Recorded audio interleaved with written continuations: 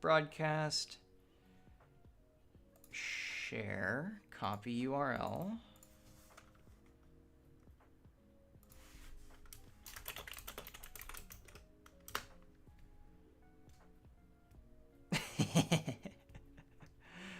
I forgot that was my profile picture.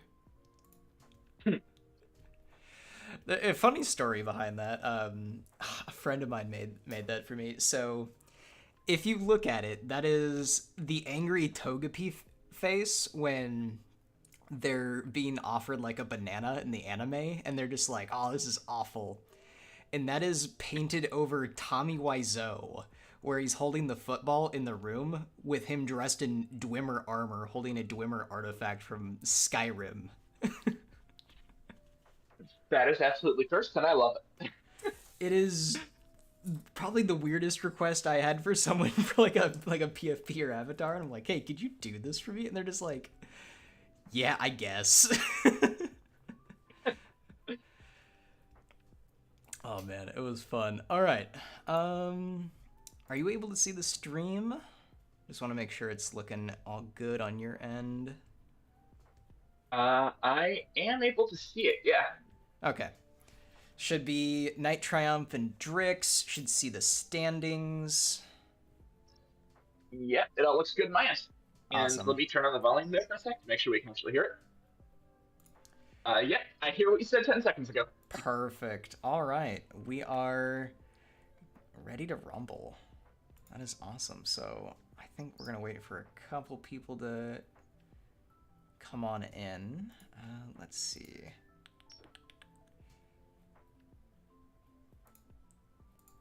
Let's see if I can pop out the chat right now.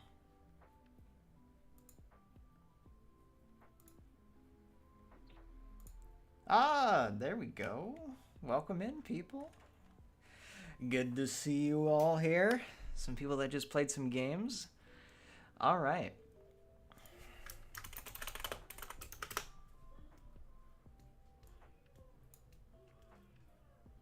Does that show up on there?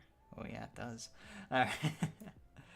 All right, so we're going to be taking a peek at a few games, and we got some updates that are going to be coming in on just the general league itself. We're going to look at playoff structure, voting. We're going to look at some rules updates that'll be hitting this off season, and some fun prize and legacy updates as well, as it is one of the more unique leagues that I've at least seen around in the Pokemon draft spectrum. And as always, you got me, Stormtide, and our other wonderful host and spreadsheet guru, Atlas. You there? Yeah, do we want to go ahead and get started now? Yeah. Yeah, can you hear me? Yeah, okay. I can hear you. I was like, wait, where are you? All right, so we're going to start off with some game reviews just to get into the thick of things. I have not seen any of these that have gone through. We're going to look at a couple. This one was just played. We got Drix and Night Triumph, better known as Azzy. Let's see. Let's do really slow so I can talk while it goes. All right. And this is, correct me if I'm wrong, but both of these players are locked into playoff spots at the moment, so this is for seeding? No, not at all. Oh, Drillburs were locked into playoffs, but it is still important for seeding for them. If they won, they could have been the 1 seed. If they lose, they could have been technically, I think, as far low as the 3 seed. ooh, Um, yeah. okay. But the epilogue, this game determined whether or not they made the playoffs. If they win with a +2 differential or better, they make the playoffs. If not, they lose it. It was them or Sal's Goats to make the 8 seed. Okay. I think it was they would need the +2 differential. I forget who had the tiebreaker over them and the Goats. I didn't actually calculate it, but I think it was the Outlaws. I love a final week game that actually has stakes. I know a lot of people that when they get locked into the playoffs, sometimes people kind of like take their foot off the gas, so to speak, but I love it when it's a win and in, because this is truly when your playoffs start, is this week. So let's dive into it. So let's see what we got. All right, we got Swellow. Super fast Mon in this gen. And the Swampert lead. So I gotta think, yeah, swaps out. Swampert. What are they going to go for? Surf? Probably just tank the Surf. Oh, Ice Beam. Yeah. And you get the Freeze. Jeez. Okay.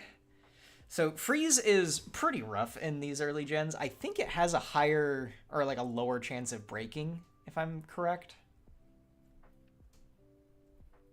Okay. You get the EQ off. Solid damage. Remember, no regenerator on... Oh my god, that crit. Another thing about older gens is crits crits are a lot more nasty. They're not quite Gen 1 crits, but still pretty rough. Okay, so out comes the Chansey. Really good coverage. Jeez. You wouldn't expect a special wall as strong as Chansey to take almost half from a crit, even if it's... Like, Slowking has respectable special. Alright, you got Steelix. Eats a T-Wave. That's pretty good. Okay.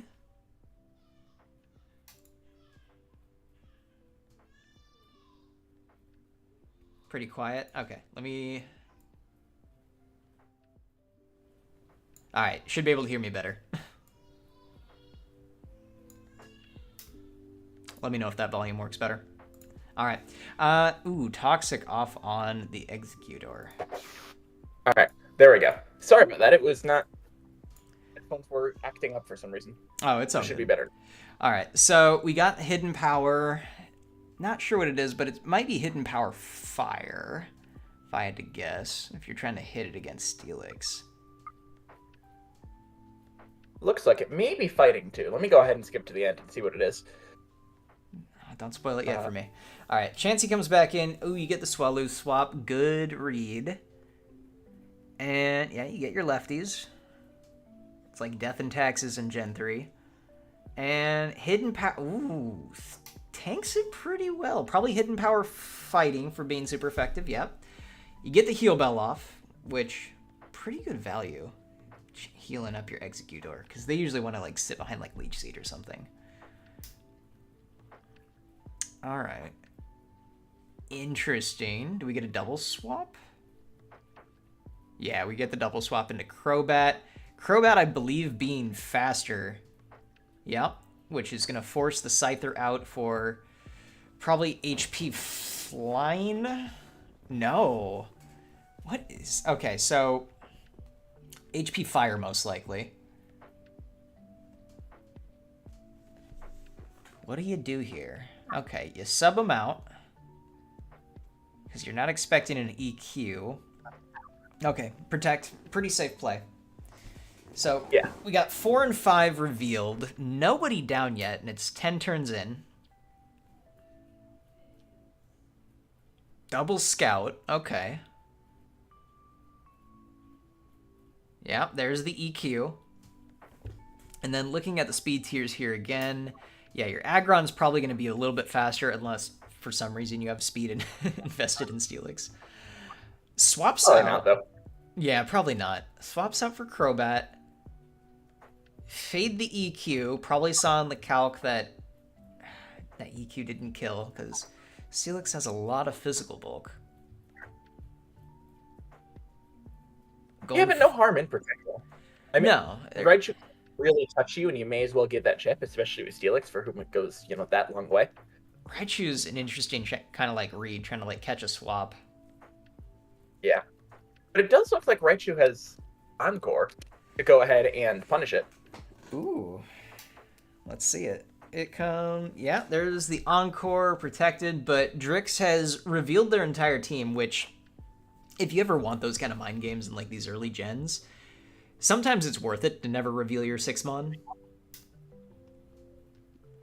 Oh yeah, especially when you don't have team preview and it's just that more important than it is afterwards. Oh yeah, because we're dealing with rosters of between 9 and 11. Yeah, not knowing for example, if whether or not that last Pokemon Volt is... Tackle. My oh my. I don't even remember the last time I've seen that move be used. I'm not gonna lie, I completely forgot it was in Gen 3. I would have guessed Gen 5 if you held me at gunpoint. Still, not knowing whether that last 6 mon is Moltres or Breloom or whatever it is, that completely changes what sort of mons you need to keep alive to counter it. Well, if I remember, Ezzy's team is the one that has Oh. T-Tar. Like, if you had to bet money, Oh, yeah. like, you would guess it's T-Tar. Yeah, that's true. I completely forgot about that one. That's probably likely. You're right. Okay. No Encore. Let's speed this up just a tad.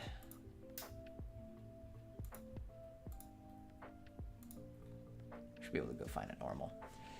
Goes for the EQ. Swaps to Eggy. Oh, crit rock slide. Ooh.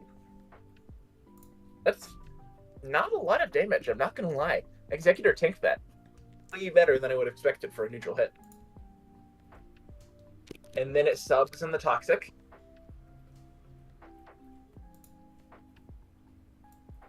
Yeah. Sunny Day. Okay, there's the speed boost. You go for Aerial Ace. You're faster, though. Ooh. Hold up. I did not expect Swallow to still be faster, and I did not expect it to survive that. Wow. That's big. Maybe that was a misinterpretation of the speed creep. Must have, yeah. Ooh, and then that Rock Slide doing so little. I don't know why Steelix is staying in here. It's a brick break. I mean, you'd expect a Slow King switch, and I guess you just take it. Yeah, you'd think that Slowking would be completely free, but... Yeah, and then it comes in, you do Chansey, but Chansey's gonna outspeed you, and they can click Soft Boiled, yeah. So you're just down him on. Yeah. Yeah, that was just giving up Steelix. And in fairness, this isn't a very good Steelix matchup. But oh, the electric type got paralyzed. Oh, you love to say it. Paralyzed. That's horrible. And Swampert cleans up. Yeah. So Yeah. what do you do here? You sack the Swampert. Oh my gosh, it lived. Jeez. Okay. Oh, that was a little dangerous though, because you did put Scyther into Lychee Berry range. Yeah, at least Scyther lives here, but you're really relying on hope whatever your 6-mon in the back is being able to sweep Oh, here. the swap into Swellow. Swellow's speed doesn't quite beat Crobat. That is unfortunate. That's probably the right play to sack it. But yeah, Drix is in the Slowking- driver's seat. Yeah, I feel like there are 4 or 5 times here where Slowking could have switched in for free, and even if it goes down, you'd much rather it go down than completely lose your Steelix. Yeah. Or let now Scyther take. Crobat comes back in. Scyther has to swap. Jeez, that is a crap ton. That's a lot more than I expected. I'm not gonna lie. Yeah. Okay, so T-Tar was the last mon. Why are they not out earlier? That is. Yeah, you would think that would be able to take Crobat just completely. I mean, you'd guess it scouted didn't- Aggron having Brick Break, but what else was there? I guess maybe Swampert, but I feel like you have a pretty good matchup into that. Yeah, Okay. Weather. Yeah, switch into Scyther so you can reset it for diff if nothing else. That's fair. Yeah, Game's but prob- I don't. Make sure you lose by 1 less. Yep, you get the aerial ace, but man, Crobat. Yeah, now it just hit It power has. fighting. Yep. That must have been banded. I gotta check. That has to be banded Crobat, right? I don't know. It depends on the investment. Yeah, it was adamant banded. Ooh. That explains why I did like 70% to Slowking with that Sludge Bomb. That was insane. Oh, that does make sense. Yeah, because Sludge Bomb's physical. I forgot. Sludge Bomb's physical, but like Slowking's still fairly tanky on that end. Yeah. Interesting. I love seeing all these goofy, like, hidden power spreads. It's something I'm glad we're not going to be losing as we can go ahead and move over from Gen 3 to Gen 4. I think Gen 3 is really fun to play, and really fun to watch for that matter. But I'm glad we're going to be able to keep that and all the things that get lost over there. It's I just think so they're just different than everything else. All right, let's take a peek back here. Yeah, awesome. Those are pretty standard sets, but they worked out really well. So we also had Rose Persistence, which is Sky Knight, I believe, of the Saffron City Starmies, against Caleb in the New York Nickets. So Yeah. this was another Oh, one. If I was remember confused. correctly, the Starmies were eliminated from playoffs. No, I was completely wrong earlier. The Avalogs weren't going to make playoffs either way, win or lose. It was the Starmies who have to play today to determine whether or not they make playoffs. Oh, okay. Wow. This is the one where if the Starmies win 2-0 or better, they make the playoffs. But if not, they get locked out. Gotcha. Okay. Awesome. And Avalogs weren't going to make playoffs anyway. Sorry about that for getting your hopes up, Drix. Yeah. But they had a good end show against one of the premier teams for at least season one. Good ways to end off, and then a clear win with good play against what is now the number 3 seed, the Drillbers. They could go up to the 2 seed because we're still waiting on the Bouncers versus Leipzig Zagoons game. Which means the Bouncers could, if they have a bad loss, fall all the way down to the 3 seed.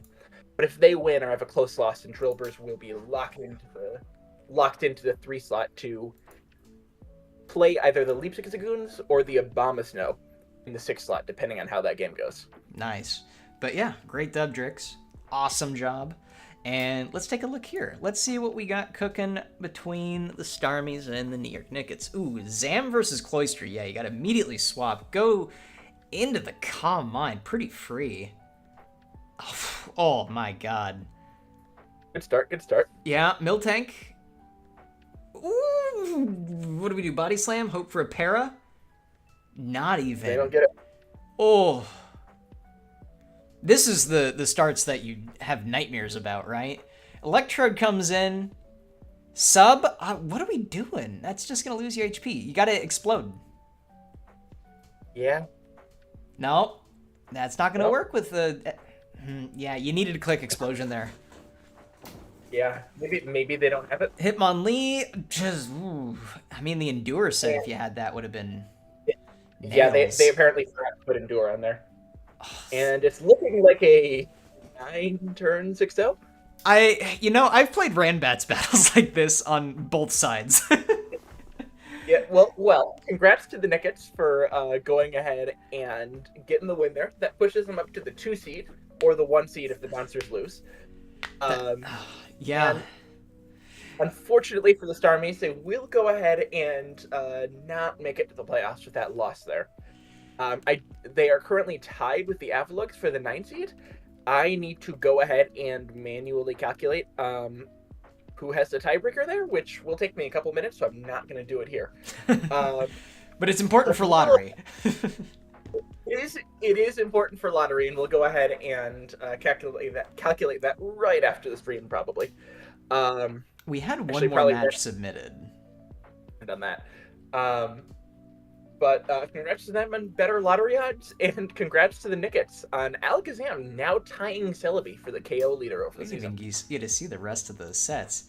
Oh, it was Cherry Berry Alakazam with Synchronize. Okay, that's kind of heat. You get How does that parried. work? I believe you Synchronize get parried. It synchronizes, and then you heal your paralysis.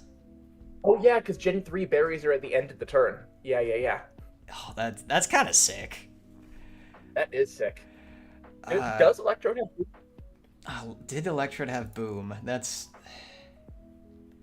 Hitmonlee didn't have the Endure, had the Salak set. Electrode did not have Boom. Oh, man. That explains why they didn't do it, but that's rough for them. Yeah, no. Like, one of the reasons I love seeing Electrode in these early gens is it is a very fast mon with taunt, status, or just blowing up in front of something if it's set up or if there's a sub that you just can't get rid of. It's a really just good flex mon. Yeah. I think it's been their best mon this season. I think so too. Getting in like 1 or 2 kills every match. Because isn't it the fastest mon in Gen 3? I think so, yeah. Because it's got 150 speed. Yeah, I mean, maybe not like the Deoxys speed, but we don't count that. Right. The fastest legal mon. Yeah. And at the prodding of Drix in chat, it is a very close game, or very close tiebreaker for Avlux and Starmies. It is not one I can eyeball Drix, and I think it will depend on the Bouncers game. So yeah, we'll go ahead and figure that one out after. So the other one that was submitted to our highlight reel, not a lot of highlights this season, but maybe more will come in, is we had Sponsored Post and Mazda. Ooh, I completely forgot about this. I remember it being a good game. So we get the sub, immediately psychic it, you call the bluff. We got good old easy peasy the Gengar. And yeah, Registeel takes that. So now what do you do? Because you're going to have to... Ooh, that's... Interesting. Okay, you Baton Pass out. Okay, and remember, you didn't have to fear EQ with Gengar, because Levitate. Oh yeah, because I didn't lose it to, like, Gen 8, or yeah. Yeah. Okay, so Celebi comes in, eats an EQ, so now you're probably forced out. Yep, back to Hypno. Like that. Tanks the Psychic. Yeah. So here, this is a divisive turn. Do you stay in... Okay, you see a sub. Ice Punch. Doesn't break sub. That's... Now we're going to see Leech Seed. Hidden Power. Okay. Could have gone for Leech Seed or Toxic or something. Get the damage. So they got Psychic, Hidden Power, sub, and then they just move. Okay. Double swap, but you get the second swap with Baton Pass. Really nice. Okay, and then you clean up the Registeel. Fair enough. Raikou back in, so they're going to probably click Hidden Power. Yeah. Yeah. Yeah, rough spot. Okay, so... Yeah, probably click Psychic, call the sub. T-Bolt doesn't... 27s. Okay, so they're barely breaking subs. Yeah, Calm Mind. Yeah, so now you can sub and be pretty free. Yeah. Good Baton Pass. What do you do from here? So strong. So, if I remember, Hitmonlee has pretty decent SpDef. That's true. Can it survive like a Thunderbolt? Ooh, it's got Block Punch. Doesn't survive the T-Bolt, though. Okay, you got Gengar. Unless it's running... Oh, gosh. The Calm Mind. I used to think it's just running like extra sensory or something, but no, Thunderbolt just straight up kills. It doesn't get extra sensory yet, either. Oh, does it not? I don't think so. I don't think that's introduced until Gen 4? And it looks like it's cleaning up here? Yeah, Altaria isn't gonna... Yeah, it's HP Ice, most likely. And then... Atom Smasher. Yeah. Whew. Oof. Raikou is just so good, man. Raikou is a monster. In retrospect, if we were in retrospect, it was fine to keep it in Gen 3. But if we were redoing Gen 3, maybe we should have banned it. Just given how like dominant it's been. It hasn't been like the kill leader or anything like that. It's not even on their team. But it's just been so scary every single week. Yeah, but I mean, there's always going to be some polarizing Pokemon introduced, and with the power creep where it is in Gen 3, it's like you could say the same for like T-Tar or Metagross being in the pool, right? Because they just warp how you prep a game a lot of the time. When you have these big bulky mons that can just throw out whatever kind of typing move and just do lots and lots of damage. I agree. All right. So, it's pretty good games. I like to see it. Yeah. I think now that we've gone over a couple, do we want to go ahead and talk about the results of the game, the playoff standings? Yeah, let me bring that up. Perfect. And I do have an announcement to make. I did go ahead and calculate the tiebreakers there. So both the Avlugs and Starmies are tied with differential at -12. They are tied in strength of schedule. playing against teams with a combined 18 wins or 19 if the Bouncers take this game. I believe they should be tied. So we do go ahead and go into our strength of wins as our third tiebreaker, which I believe the Avalogs have over the Starmies. So I'll go ahead and do another calculation after this, as we go ahead and finalize our standings at the end of the week. But I do believe that the Avalogs are going to go ahead and have that tiebreaker over the Starmies, meaning they'll be the 9th seed and the Starmies will be the 10th. Let me fix this up real quick. Ooh, wait, no, I was wrong. It will come down to this final game because two teams that the Avalogs have played. Those are two teams that are still left to have their final game, the Bouncers and the Leipzig Dragoons. So one of them has to win that game. So they'll have a total of 19 wins between them, whereas the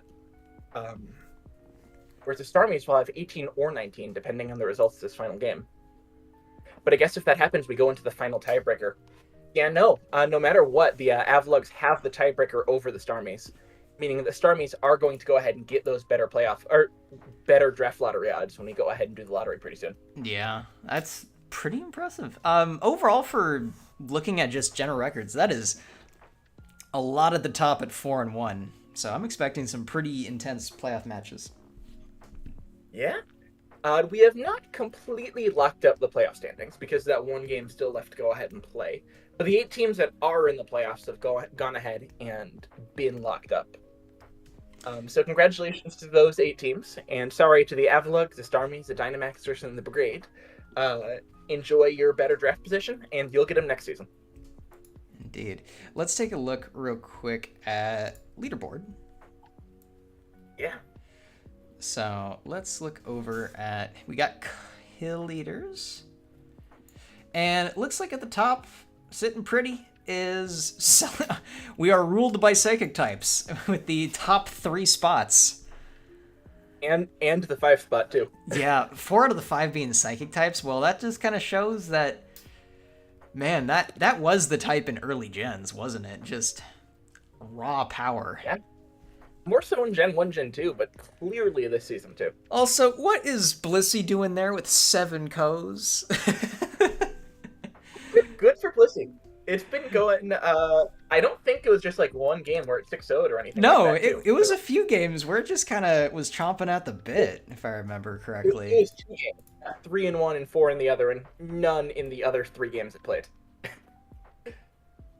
Going over some stuff from the chat. Do Pokemon stats carry over between generations? Would be neat if they tracked, even if just for show. Good question. As far as like kill leaders and stuff like that, and no, it doesn't carry over across seasons. But I do have everything tracked on like a spreadsheet, and I am absolutely down to have it to make a leaderboard that tracks it across seasons. Yeah, so a legacy leaderboard. Stay tuned in between seasons, and I'll go ahead and get that up. And yeah, and I'm also surprised about the Dynamaxers. Somebody said pretty surprised about them. Think their team was decent. Yeah, I agree. I think they had a good team. This was the team with Zapdos and Scizor and Kingdra. Oh yeah. And I don't think that was a bad team by any means. And also, in fairness, I was watching them, and I don't think they played that badly or anything any particular week. It was just they played 5 straight teams that make the playoffs.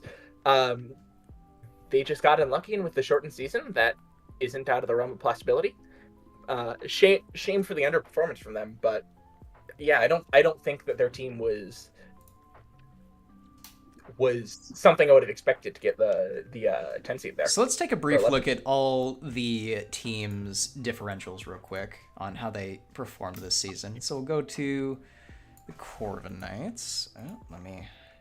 And yeah, to answer your question, PF, we are doing a best of 1 single elimination playoff bracket.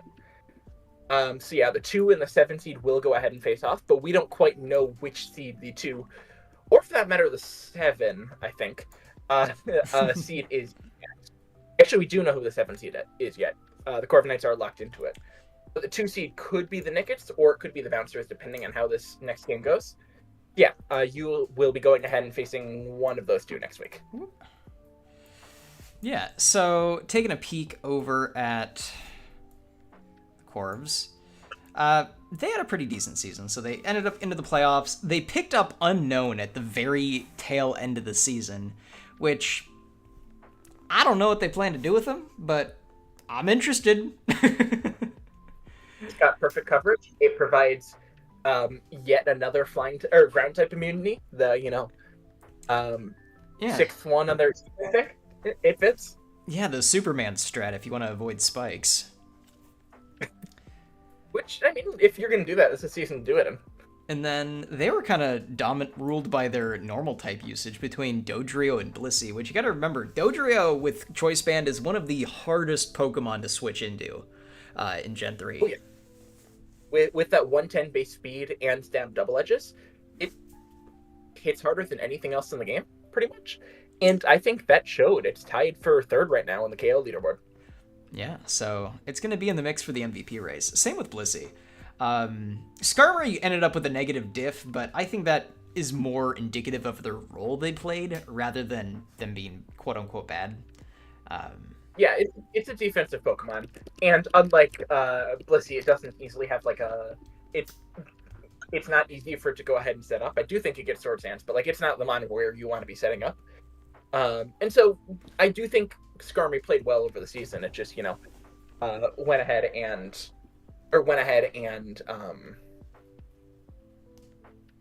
it took those hits. It wasn't trying to dish out the kills. Right. My last little comment on them is I'm going to be very interested to see if they decide to franchise tag Blissey, because they're on a 1-year contract. You got to remember that. Yeah. It'll be kind of expensive, though. It'll be How expensive would it be this season? It depends on the voting, which we will talk about momentarily. Yeah. And somebody mentioned in the chat they should have Eevee over Unknown right now, I think. And yes, that is correct. Congratulations, the Corviknights, on signing Blissey as of about an hour ago. Sorry for not putting that in yet. And so Unknown will be waived in favor of Blissey. You are losing your 6th ground type immunity. I don't know how you're gonna cope this playoff match. I don't know how they live either. That's gonna be rough. But it will be nice for the cross-gen evolutions too.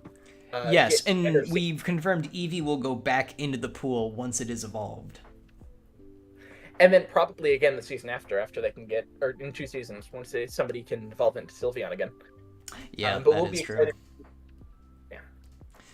Yeah, Blissey is going to be pretty expensive. It's going to be like 18 points at a minimum. And I guess we'll see how it works out as far as like kill leaders and stuff like that. But it's sure looking like it's getting those bonuses for being kill leader. Potentially for the All-Star game too. So it could be as expensive as 20 points to go ahead and re-sign. But I guess we'll have to go ahead and see when voting happens. So the Avalugs, we just saw them play. Drix managed to lock up their 1 win of the season against a pretty good opponent. This is a team that really took their lumps this season, but as we can see, they're due for some overhaul in the offseason. Yeah, they have. Wow, that is a lot of overhaul. Yeah, so even though they, again, didn't do too hot, don't expect to see them to roll out a very similar team next season, so their fortunes could change very, very quickly. Yeah, and I honestly don't think it was that bad a team. I just think it was really screwed over by having no spikes and no spinning, which, again, is hard to come by, but especially for like a big, bulky team like this, it's something that's really going to struggle. But that shouldn't be as much of an issue in Gen 4. So I guess, honestly, even though they are losing a lot of their team, it's not a team I would hugely mind like running back for Gen 4 if they had to. But it doesn't look like they're doing that. All right. DC Dynamaxers. They got the unfortunate goose egg in the record category. Unlike the Avalugs, though, they are a little bit locked in with these contracts for next season. But I do think it ages fairly well with the physical special split for them.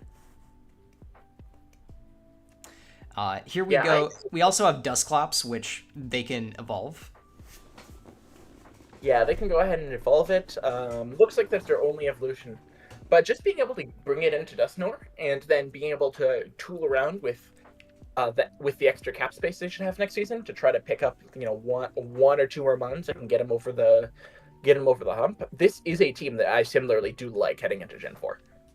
Yeah, I would have no qualms about running a similar team with only a little bit of retooling back. I would agree. All right. Let's keep it cruising along. So the Drillbers went 4-1. They'll be in the thick of the playoff race. And yeah, this is another team that looks pretty well positioned for next gen. Losing Blastoise and Moltres is a little rough if you don't choose to franchise tag them, but Losing Blastoise is probably fine because they're bringing it. They still have Slowking, which is a mon that I think should just be able to completely take over that role next season. It basically did that. Losing Moltres is probably going to hurt a little harder, but again, they didn't actually bring Moltres to a match this season, so that is very interesting. Because again, Moltres operates a lot like Charizard, and Charizard did wonderful this season. If I recall correctly, they only got it after Gen 3. Okay. Yeah, so it was only 2 games that you didn't bring it to, and like this most recent game against or against the Avalugs when they have, Swampert and when they have Swampert and mons like that, I really don't mind. Makes sense. But still, is a very interesting re-sign candidate for next season. We'll see how it goes, though, because next season is the season of Stealth Rocks, and with no boots yet, I do wonder how Moltres is going to fare in Gen 4. Yeah, I do worry about that as well. Stealth Rocks is going to be one of probably the meta-defining things that get introduced alongside Physical and Special Split. Especially when they'd otherwise be losing their only spinner. And we have to wait till, what, Gen 8 until heavy-duty boots? Gen 8, I believe so. Oh, they only had Moltres for a week, not 2, my bad. They traded to Gen 4, so it's only this week they didn't bring it. Oh, okay, that makes more sense. Yeah, that's fair. Let's look at the Abominous Snow now. They went 3-2, so positive record to go into the playoffs. And interesting breakdown of their team. Regice with that clean 5-0. So I was not expecting that. Their stars of their team have been Regice and Lantern and Kadabra. Snorlax and Salamence didn't do so hot this season, which is really surprising when I thought those were just their 2 clear-cut best mons. Yeah. Regice, though, is definitely living up to the contract it signed. Yeah. So you love to see that. And then they have a few evolution candidates in Curlia and Yanma. So it looks well positioned to move into the future as well. They're going to be losing a few, though. They can re-sign one of Doug Trio, Lantern, Kadabra, Banette, I guess. I'd keep an eye on the Doug Trio because if it is let loose, Arena Trap's still legal, and it's still really fast and hard to game plan against. Yeah, but it will be expensive. Whereas Lantern will be Doug Trio will be like 17 points or something like that, whereas Lantern's just going to go ahead and be like 11. It might be a cap casualty. That's what I would think. And then it's like, just see how it does on the open market. Yeah. And yeah, somebody pointing out their 1x3 Ninetales. I do think that's one that they're going to enjoy keeping on the books for over the next season. Because being able to bring it for Gen 5, it gets Drought Gen 5, right? I believe it gets Drought. Yeah, it's a hidden ability. Yeah. Let me double check. Yeah, it does get Drought Gen 5. That's going to be huge for them going forward. Yeah, really good budget pickup. But I think this team did kind of a best of both worlds thing where I think Salamence is still going to be great. Even though it is technically going away next gen, right? It's getting banned. Yep, it's going to get a head injury. Yep. That Tested positive for PEDs. Yeah, that will clear up a lot of cap space on their books, though, which should make them competitive in what remains of free agency is coming off season. Yeah, and signing your rookie class. All right, That's so we got the Guts Brigade. Thank you for stress testing our rules and figuring out what changes we need to make going into Gen 4. Yes. Their roster, again, interestingly enough, they have a lot locked up in the future. They do get Gliscor and Tangrowth next generation, which is pretty big. They do get Politoed up to Gen 5, which I believe gets Drizzle. They have Apom turning into Ambipom. They got Lickitung going into Licky Licky. In fairness, we have heard of rumors of a number of these mons being traded over the offseason, babysitting services being provided this season in exchange for picks. I don't remember off the top of my head which ones those were, but it is something to keep in mind. I think Gligar, Apom are staying, but Tangela and Lickitung are not. In all likelihood, of course. Technically, they can do whatever they want. They're the wheeling and dealing team. We're getting direct reporting from their from members of the team that most of the team is leaving this offseason. So we'll have to see how the team goes ahead and rebuilds go into Gen 4. But getting good picks is going to go ahead and help. Absolutely. The Nickets, we just saw take home a dub. Yeah, this is a team that we thought was going to be really good going in. And shocker, it was. Interestingly enough, the only mon they're losing is Donphan. Yeah. Everything honestly, else is locked up. I think that's not the worst strategy. Like we've been talking about over the course of the season. Gen 4 free agency is not looking to be a very strong free agency. Yeah. Draft rules, which we will go ahead and talk about after this, are later on in the stream. And so I think just building around, like, keeping most of your team for Gen 4 isn't a bad strategy, especially when the team is this good. I mean, clearly we've seen it working. They have a really well-balanced defensive core of Umbreon, Donphan, Porygon, and a really threatening Alakazam and Aerodactyl. And you do have the option, if you want more offense, Porygon to Porygon Z. Ooh, yeah, Porygon Z is Gen 4 mon, right? Yeah. Ooh, then that could be nice. I'm not sure if they actually evolve it, though, because they can. It is a lot more threatening, but, like... And then Porygon like... Z would go to free agency if they don't, which probably is one of your more sought-after free agents if you're looking for a special attacker. Yeah. I think both of them would be good to keep, honestly. At that price point, too, in contracts, like, yeah, either is very justifiable. Yeah, I probably evolve it if I'm them, but it's not a lock by any stretch of the imagination. It's something I gotta give serious thought to. Awesome. Let's keep it moving. The Bouncers, which we're waiting on their final match, and this is the Raikou Celebi team. With this is a really good team. What can we say? Dragonite did not do a ton, interestingly enough. Yeah. I do think it does get a little bit better next gen, though. Yeah, and really, what do you need when you have Raikou, you have Celebi? Dragonite, Medicham are just kind of watching Raikou and Celebi sweep every team. Yeah. Medicham makes sense as one of the ones on the chopping block. I think it falls off a fair bit for Gen 4, unfortunately. Yeah, I'm not sure if I re-signed it if I'm them. Especially when they have enough cap space to, go big on whatever the mon's staying for going into free agency this season are. And then getting Rhyperior will be real nice too. Yeah, at 7 on that contract, that's a pretty good value. Oh yeah, Rhyperior and Registeel as a defensive core backing up your offensive monsters. That's going to be. They're obviously competing this season, but I think they're going to be right up there as one of the best teams going to Gen 4 also. Yeah, if they have a strong draft, I definitely see them being right back in the mix. Yeah, and yeah, to answer the chat, if they don't evolve Porygon 2. Porygon Z would be a rookie, correct? Not a free agent. But if they do evolve it, then Porygon 2 would go into free agency straight. Ah, gotcha. And Leipzigoons, the opponent of the Bouncers. And this is the Metagross Starmie team. So double Psychic that has really just been kicking butt and taking names. Roselia was brought to 3 games. No stats, but we did see in a lot of those games that Spikes has value. It came to all 3 of their wins and didn't come to their loss. So, like, it's got to be something. It has been doing well with so few top tier mons. It's just been there were so few top tier spikers. It has been better than I expected. I'm not sure if it's been worth that 14 contract, but next season it should get even. I think the contract looks better next gen when you get Roserade, then you also get Mamoswine. They also have Honchkrow in the back on a 3-year 3 deal. Yeah.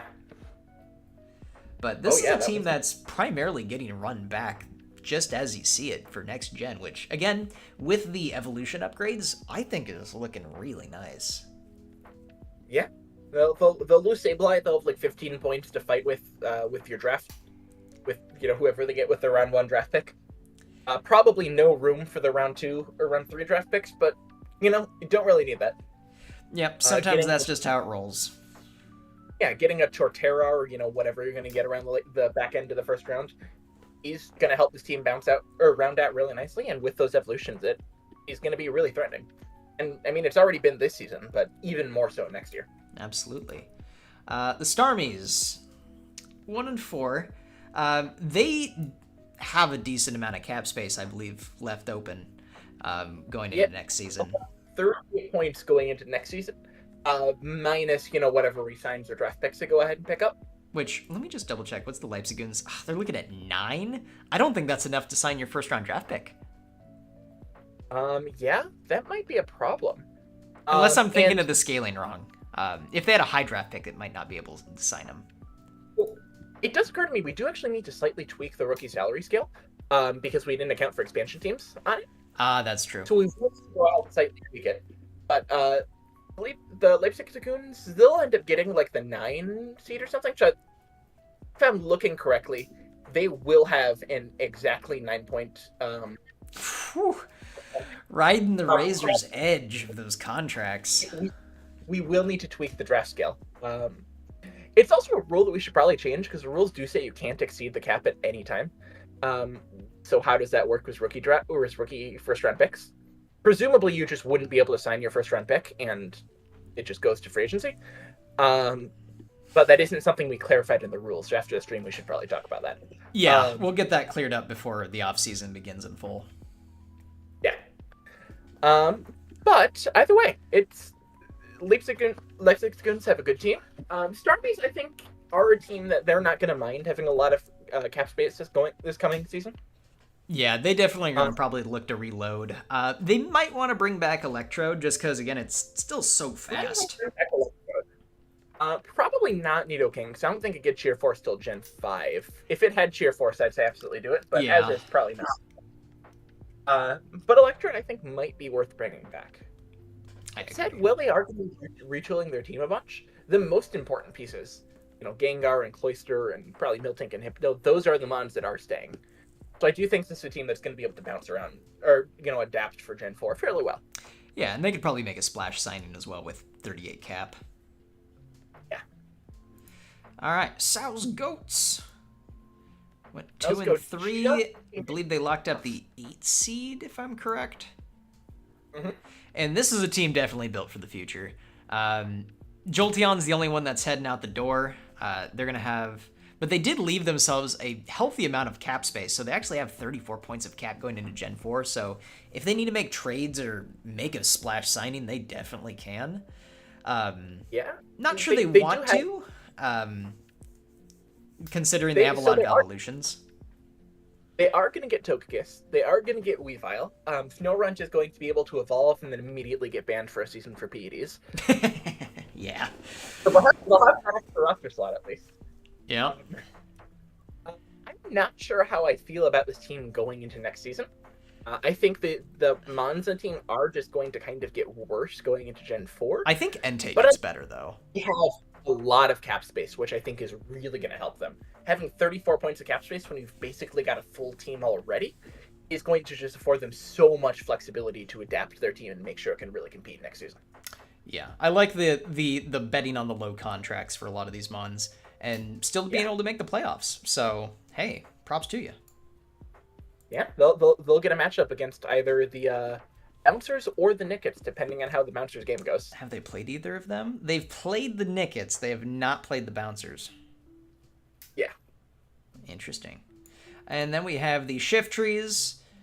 Another Shifttrees 4-1 team. That I was pleasantly surprised by this season. When we did our power rankings at the start of the season, I ranked them as one of the worst teams. I'm not gonna lie. I wasn't super high on them either, but they've leveraged Flygon, especially, and Exploloud really well. Yeah, I agree. They played this really well. They managed to get the most out of their Mons, and clearly it's working for them. And then looking at their cap space, they have 63 points next season. That is an absurd amount compared to most teams.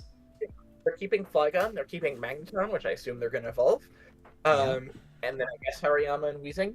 I don't know how it's going to work. Because they can only re-sign one Mon, or they can only franchise tag one Mon, and then this is going to be a very competitive free agency. But the thing is like, looking at this roster, do you franchise tag anything? Maybe Heracross? Right? But you might just say, hey, I'm just going to take the cap space and look for a Gen 4 Mon to really help round out the roster. Yeah, but my worry is there aren't going to be a lot of Gen 4 Mons entering the market. I think it's going to be a really competitive free agency with high prices. Well, you have to consider this too, with a lot of teams being up against the salary cap. They could make for a lucrative trade for somebody that needs cap space, and you could take on a contract. That is true. Even if it's not a great free agency market, they're still having all that cap space is going to really help them and give them that flexibility they need to be able to adapt it. Yeah. Yeah, somebody's saying tag Armaldo. Maybe.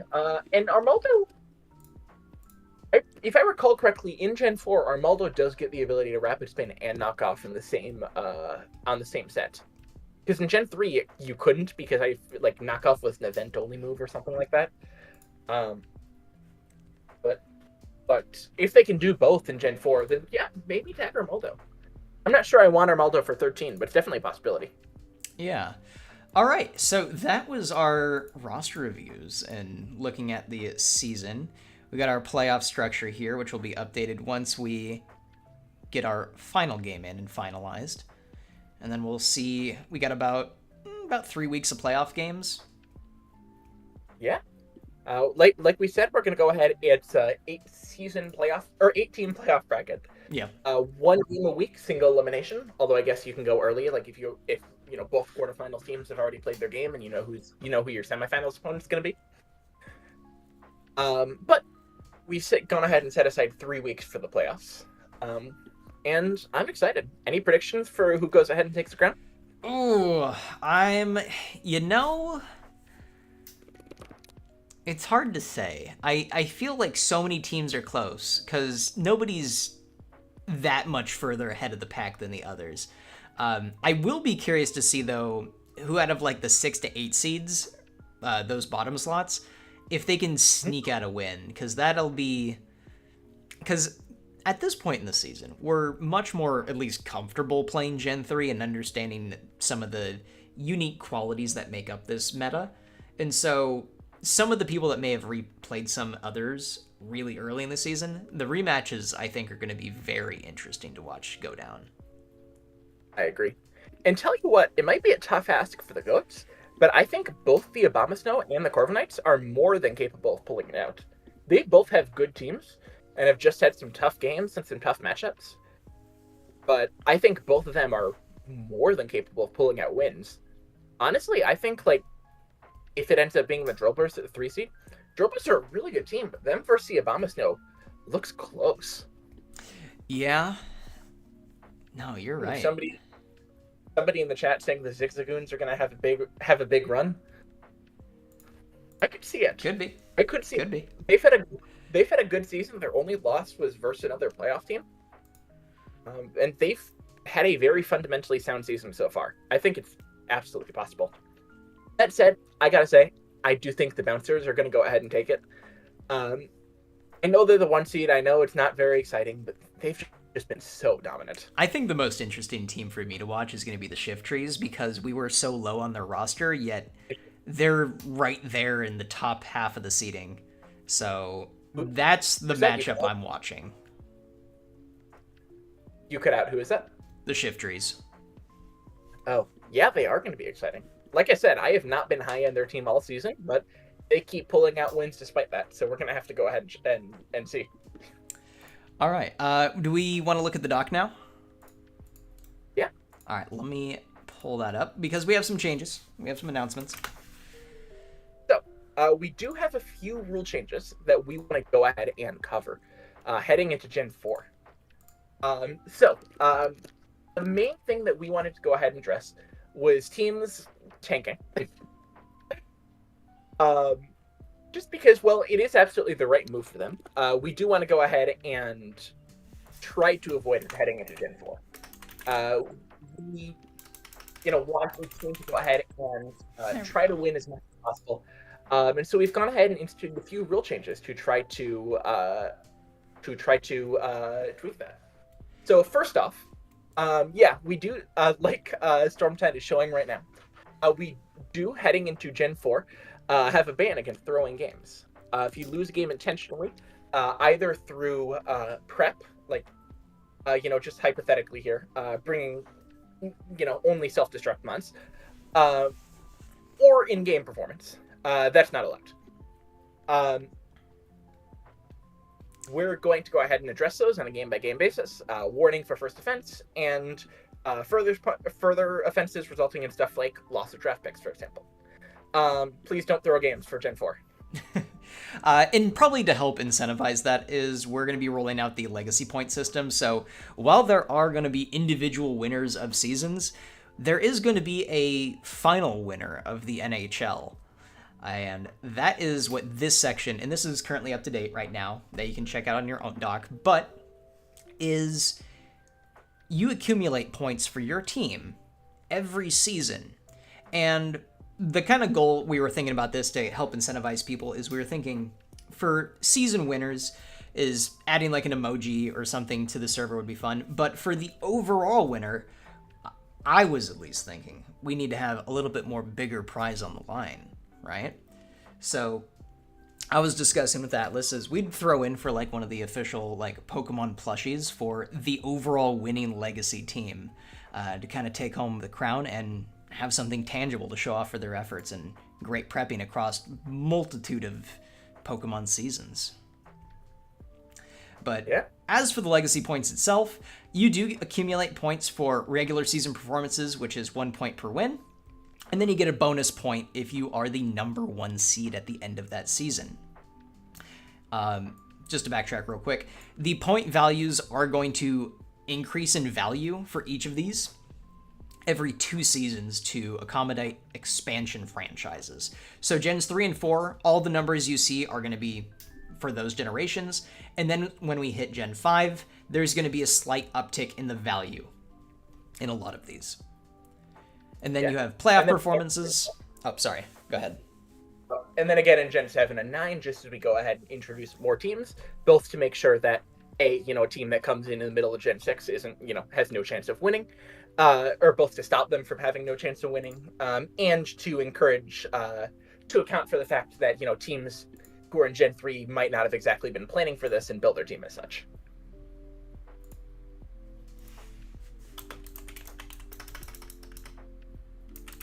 And like Stormtide was saying, the legacy points can be attained through regular season performance for getting wins or being the 1 seed, as well as playoff performance, getting wins in the playoffs, and getting awards too for each of your Pokemon. And we will get to awards and voting in a sec. But first, there are 2 more small rules that we did want to go ahead and mention that are changing heading into Gen 4. Somebody in the chat did say that the rules about throwing might be like a gray area and you're just encouraging like soft throwing. That's okay, because we do have 2 other rule changes that should go ahead and disincentivize trying to skirt those rules anyway. First off, we are slightly changing the rookie draft.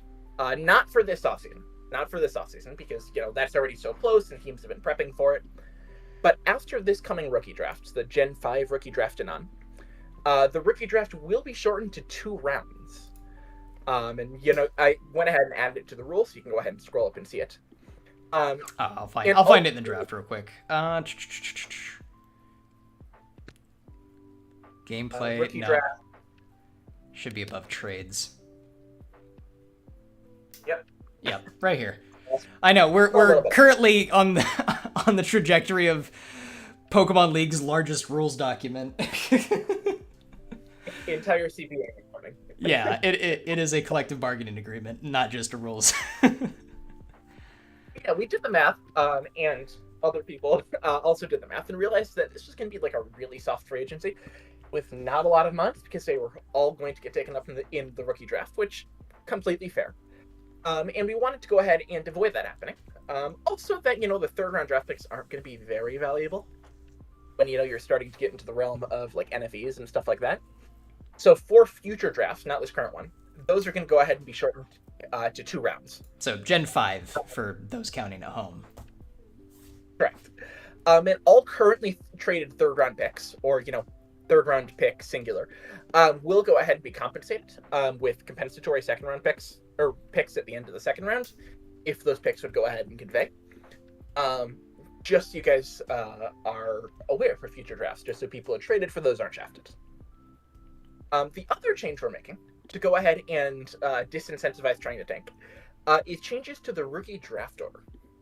So, again, not for this draft that's going to happen right after the playoffs, but for the Gen 5 draft on, we are slightly tweaking the lottery order.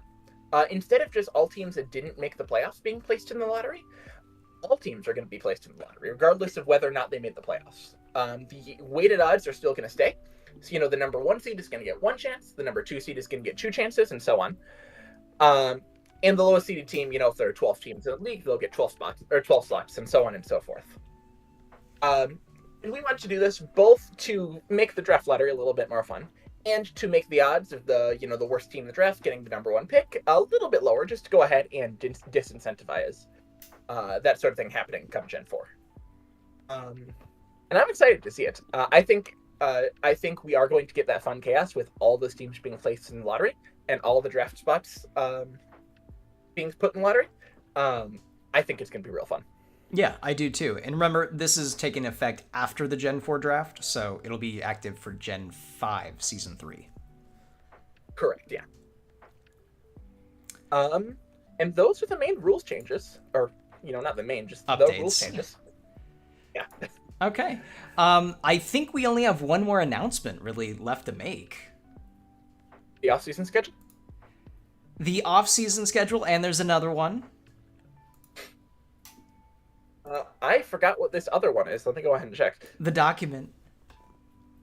Yeah, voting. Yeah, voting.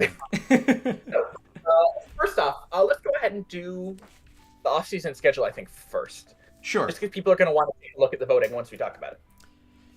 So, we can go ahead and scroll down. We went ahead and put a tentative off-season schedule in the rules doc right near the bottom. There we go. So, tentatively, the way our off-season is going to look is something like this. Once the finals for, this generation end, we're going to go ahead and have a week of off-season to make any off-season trades, to go ahead and recruit any new teams and figure out who's staying for the next generation. Or if you want to trade coaches, mentors, that as well. And to give you guys some time to go ahead and protect any Pokemon for expansion drafts. Because right after that, we will go ahead and do expansion team announcements and spin the wheel on both the lottery and the expansion draft order. The lottery, like we said, we have that weighted lottery y'all know about. The expansion draft order is going to be completely random with 2 or 3 or 4 expansion teams, however many we have. But the expansion draft order is going to be in reverse order of the actual draft. So the expansion team that goes last in the expansion draft will go first for the rookie draft. Yep. Yeah, we got a question in the chat. Are legacy victory points added retroactively to Gen 3 regular season games? Yes, they will be. They will be going ahead and tracked for Gen 3. Just because there's been so many great performances in Gen 3 that we want to be able to go ahead and shout out. But, like we said, we are going ahead and increasing the point allocation every 2 seasons. And so Gen 3 will be worth not nearly as much as later gens when it comes to tracking legacy points. So Gen 3, I suspect, is going to be worth significantly less. And so even though it is being tracked, it won't have a huge impact. It's not as weighted as heavily. Exactly. Yeah. So after we have our expansion draft lottery, which we will be doing live, Any teams are going to be given a couple of days to announce any cross-gen evolutions they're making, as well as any franchise tags. And then we're going to go ahead and get started with the rookie draft. And once that's done, we're going to go ahead and have our off-season free agency, which will last at least a week. Plus, if the rookie draft ends on a Wednesday, a week and 4 days, the next season starts at the beginning of the week. Yep. But it's looking like we'll probably have a 3-ish week off season, maybe a tad longer, maybe 4, depending on exactly how things end up shaking out. Plus, gives people some time for just break from Mons and stuff and playing other leagues and whatnot. Just because this league is a long haul, so we're okay with kind of taking our time and giving people breaks. Yeah. Somebody's saying thoughts on having a longer time between lottery and draft. We haven't actually fully decided the amount of time that's going to happen between the lottery and draft. Put an undecided amount of time there. Probably somewhere between a few days and a week. But we're going to go ahead and scout it out as we get closer to that period. But if people are really strong and wanting like a full week in between those, that's not something I'm opposed to at all. Yeah, because if people see their draft spot and then want to start making trades, I totally get that. Yeah, that's totally fair. We absolutely can extend it to a week. This is just a tentative schedule. We haven't actually figured out any exact dates yet. I think it's all going to depend on how long it takes us to get new trainers and figure out who's staying for the next generation. Yeah. All right. Well, I think that just about wraps it up. We will be posting the voting document in the announcements channel, so please fill that out, even if you're not currently on a team. It's for anybody in the audience and server to vote on who should make the All-Star team, as well as the MVP race. So remember, It does 2 things. One, it contributes to legacy points, which is for winning the overall draft league, as well as it also increases future contract costs. So a little bit of a double-edged sword. Yeah. And right now on the sheet, we just have all the Mons that I would designate as having good seasons, but technically any Mon is eligible for making the All-Star game and making the MVP race. If you really think that, for example, Arbok, who has not showed up to a single game, is worthy of making getting an MVP vote, that is your choice. He is eligible. I would not recommend it, but he is eligible. We had a question on what are franchise tags. So a franchise tag is extending a current contract that would end by paying a premium cost. Yeah, it's in the rules, so you can get more specifics there. But once per off season, you can go ahead and extend a contract that's expiring by 1 season for an additional cost that is determined both by how long, how many times if you franchise tagged it before, and how it performed during the season. Yeah. Especially if you don't want to fight over it in free agency. That's the main appeal. Yeah. But you can go ahead and check the rules doc for that. But yeah, I think right after this right after the stream ends, we're going to go ahead and send out the All-Star and MVP voting sheet. And I think that should give y'all something to chew on in between now and playoffs starting. Absolutely. And good luck to all our playoffs teams. I look forward to seeing everybody compete their heart out and show us all what Gen 3 gaming is all about.